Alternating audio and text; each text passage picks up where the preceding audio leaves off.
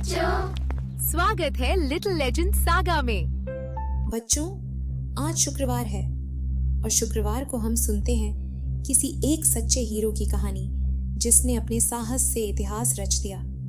आज मैं आपको एक ऐसी रानी की कहानी सुनाने जा रही हूँ जो रानी होने से पहले एक सच्ची योद्धा थी, जिसने घोड़े पर चढ़कर तलवार चलाई, जिसने अंग्रेजों के खिलाफ जोरदार युद्ध लड़ा और जिसे हम सब आज भी झांसी की रानी लक्ष्मीबाई के नाम से याद करते हैं। क्या आप तैयार हो? तो चलिए आज हम रानी लक्ष्मीबाई की वीरता से भरी कहानी सुनते हैं। एक ऐसी रानी जिसने डरना कभी सीखा ही नहीं था।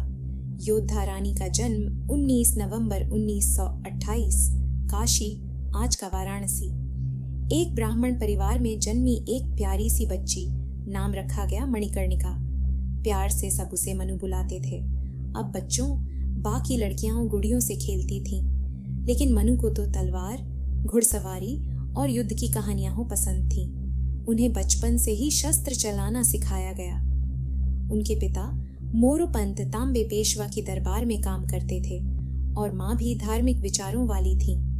छोटी उम्र में ही उन्होंने तलवार चलाना, घुड़सवारी और तीरंदाजी में महारत हासिल कर ली थी। झांसी की रानी बनी मनु जब मनु बड़ी हुई तो उनकी शादी झांसी के राजा गंगाधर राव से हुई। शादी के बाद उनका नाम पड़ा रानी लक्ष्मीबाई।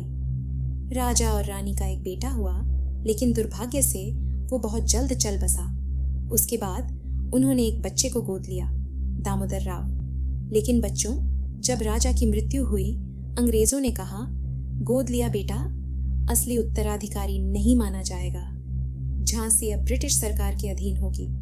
क्या ये न्याय था? रानी लक्ष्मीबाई ने साफ कह दिया, मैं अपनी झांसी नहीं दूंगी। साल 1857 भारत में आजादी की पहली चिंगारी फूटी।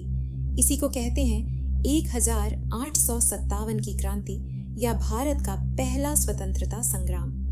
और इसी समय झांसी की रानी लक्ष्मीबाई ने भी तलवार उठाई। अब वो सिर्फ एक रानी नहीं, एक सेनापति, एक योद्धा और एक मां बन चुकी थी, जो अपने राज्य और बेटे के लिए लड़ रही थी। उन्होंने अपनी सेना तैयार की, मर्द और औरतें दोनों साथ लड़े।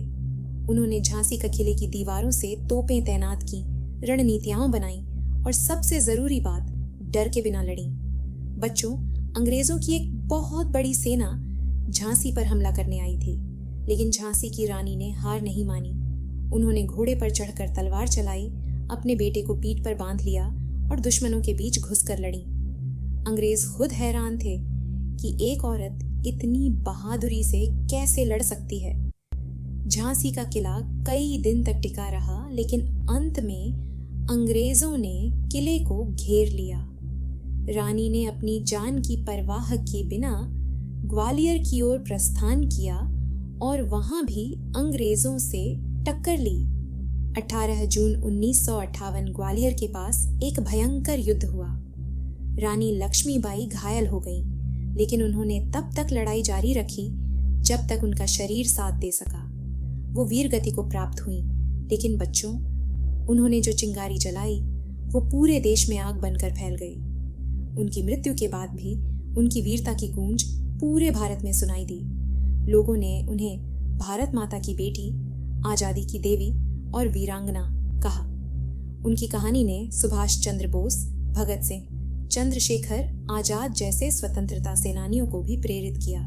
और आज भी झांसी की रानी का नाम सुनते ही सीना गर्व से चौड़ा हो जाता है, क्योंकि बच्चों, रानी लक्ष्मीबाई ने हमें सिखाया, 1, कभी डरना नहीं चाहिए। 2, अन्याय के सामने चुप नहीं रहना चाहिए।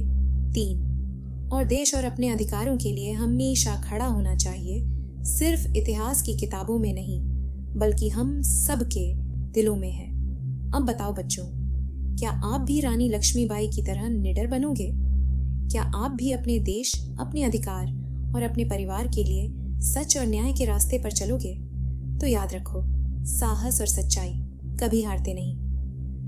आज हमने सुनी झांसी की रानी लक्ष्मीबाई की वीरता भरी कहानी, लेकिन अगले शुक्रवार हम मिलेंगे एक और महान योद्धा की कहानी के साथ, जो था एक आम इंसान, लेकिन उसका सपना था भारत को आजाद देखने का। पता है कौन? चलो सोचो और मिलते हैं अगले शुक्रवार।